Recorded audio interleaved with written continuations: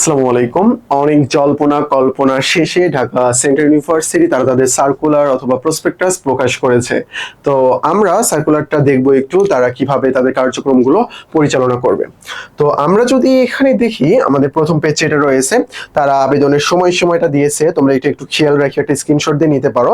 আবেদন ফি জমা দেওয়ার যে সময়সীমা 10 জুন থেকে 27 জুন রাত 11:59 পর্যন্ত, অর্থাৎ 28 জুনে যাবে না, তারা 27 জুন পর্যন্ত এই যে টাকা জমা দেওয়ার এই সময়সীমা। তো অনেকেই আসলে এই টাইমগুলো তোমরা ভুল করে ফেলো, তো এটা একটু দেখিও। আশা করি তোমরা কেউ ভুল করবে না, কারণ অনেকগুলো পরীক্ষা দিয়ে তারপর তোমরা এই জায়গাতে এসেছো, এবং এখানে যারা পরীক্ষা দিবা সেকেন্ড টাইম, বিশেষ করে যারা তারা অনেক দুঃখ কষ্ট নিয়ে আসলে পরীক্ষাটা দিবা। তো যাই হোক, ভর্তি পরীক্ষার তারিখ 11 জুলাই 2026 বিকাল 3:30 থেকে 4টা পর্যন্ত। 11 জুলাই তোমাদের পরীক্ষা হবে। তো আমি আজকে যে সময়টাতে ভিডিও মেক করতেছি, আর তোমার হাতে মনে হয় 25 দিনের মতো সময় রয়েছে, এইরকম টাইম আর কি সময় রয়েছে। আচ্ছা, যাই হোক, ফলাফল প্রকাশের তারিখ এটা 14 জুলাই। 11 জুলাই তারা পরীক্ষা নেবে, তারপরে 3 দিন পরে তারা কি করবে, ফলাফলটা প্রকাশ করে ফেলবে। বিষয় বরাদ্দের তারিখ 16 জুলাই থেকে 30 জুলাই, অর্থাৎ তুমি সাবজেক্ট চয়েস দিতে পারবা 16 জুলাই থেকে 30 জুলাই 2026 পর্যন্ত।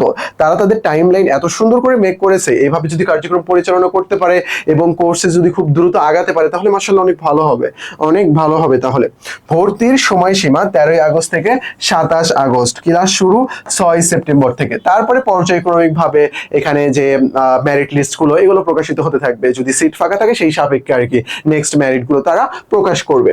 তাহলে তারা অনেক সুন্দর করে রুটিন মেক করেছে, খুব দ্রুত তোমাদের ক্লাসটা শুরু হয়ে যাবে। এখন তো জুন চলতেছে, কিছুদিন পর জুলাই পড়বে, জুলাই আগস্ট এই দুইটা মাসের মধ্যে যাবতীয় কার্যক্রম শেষ করে তারা সেপ্টেম্বর থেকে ক্লাস শুরু করবে, এবার যদি আগায় তাহলে আশা করি বেশি সেশন জটের মধ্যে পড়বে না, বাট সেশন জট হবে এটা তো অবশ্যই, এটা তো তোমরাও জানো আমরাও জানি, তাই না? এটা তো একটা ওপেন সিক্রেট বলা চলে আর কি। তো যাই হোক, আমরা নেক্সট দেখি, চলো।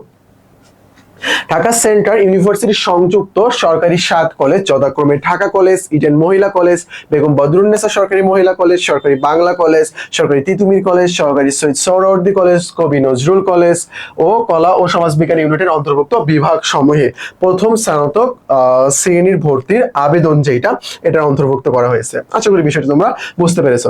ইডেন মহিলা কলেজ এবং বেগম বদরুন্নেসা মহিলা কলেজের আসন শুধু ছাত্রী, এবং ঢাকা কলেজের আসন সমূহ শুধু ছাত্রদের জন্য সংরক্ষিত, আর বাকি যেগুলো এগুলো তারা ওই অনুযায়ী বন্টন করবে, ছাত্রছাত্রী উভয় তারা এখানে ভর্তি হইতে পারবে, কোনো সমস্যা নেই। তো তোমরা সকলেই জানো যে ইডেন এটা তো মেয়েদের জন্য, বদরুন্নেসা এটা মেয়েদের জন্য, আর ঢাকা কলেজ শুধু বয়েজদের জন্য, শুধু বয়েজদের জন্য।